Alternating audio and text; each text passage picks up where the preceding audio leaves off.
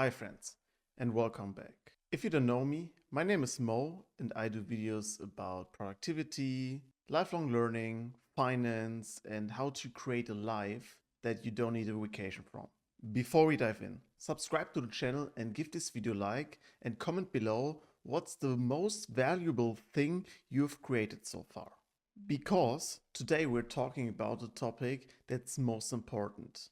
We're talking about output is key. It means that we don't talk about a process, we're not talking about hours, we're not talking about goals. Today we are really just focused on the thing that's at the end, the finish line, the output. The things you can use, read, watch, and buy. So let's dive in. Where we came from. Let's rewind for a second. 100 years ago, output was everything. It was obvious. If you were a farmer, your output was crops. If you were a carpenter, your output was a table or a house. If you were a road walker, well, it was a road. So everything was clear. The things they built were tangible, physical, touchable. Then we shifted into a service economy, where it wasn't about the real physical things we put out, but more about other things, especially in the developed world. We were talking about spreadsheets, risk reports, a PowerPoint presentation, or something else. And while those things still have a value, they weren't the link to the real world. You couldn't touch them, you couldn't feel them, you couldn't really engage with them in a classical way. And here's the thing, for decades, it was fine. People were paid to be in the process for their time, for their experience, for their expertise. But it might have changed. The game has changed. But now, that's all been shifting. AI, automatization, globalization are erasing the values of just doing the work because, think about it, that market research paper, ChatGPT can write it in 10 minutes. The logo, Midjourney can create multiple versions of your design in 30 minutes. The code you needed, vibe coded with Cursor, with Claude Code and Windsurf. They are building MVPs in a day. The process is not the bottleneck anymore.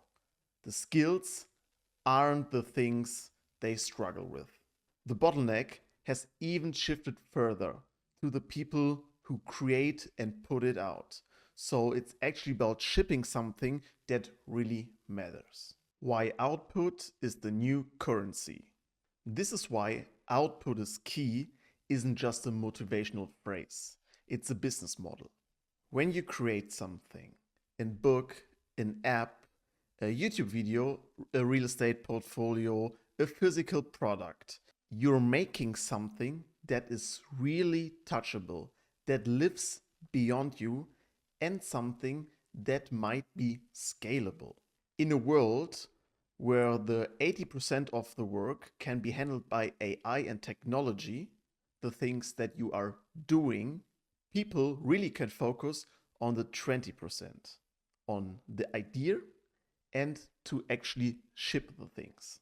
They are the ones who are winning. And keep in mind this uncomfortable truth. Nobody cares how hard you've worked on your idea.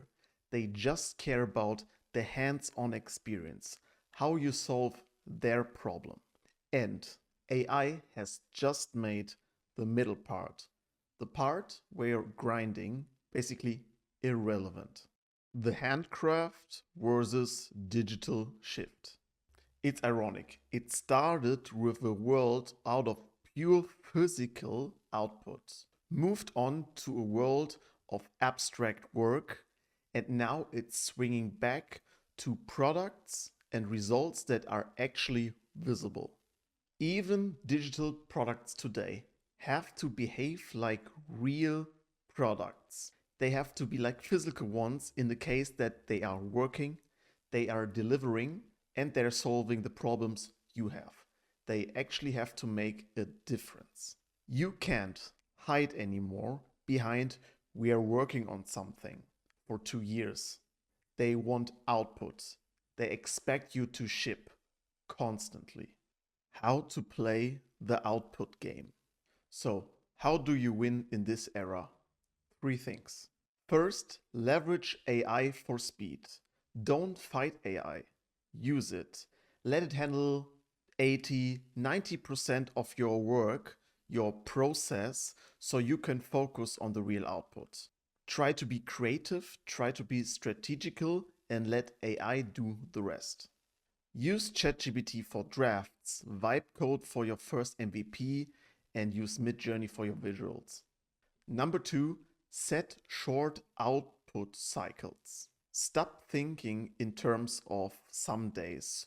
Work in weeks and months, then in years and decades. Every 30 days, something new goes out of the door, whether it's a product, a new feature, a video, or a piece of writing. And number 3, measure your results, not your efforts. Judge yourself on what's outside in the world. If you spend 60 hours and you've created 0 real output, 0 results, 0 downloads on your app, it's nothing.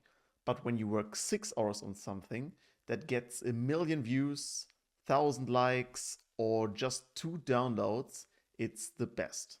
That's a real win. The competitive advantage. Here's the kicker. Most people never do this. They get stuck. Most people are thinking about the plans, about the outlines. They brainstorm. They try to create the perfect idea and never ship anything.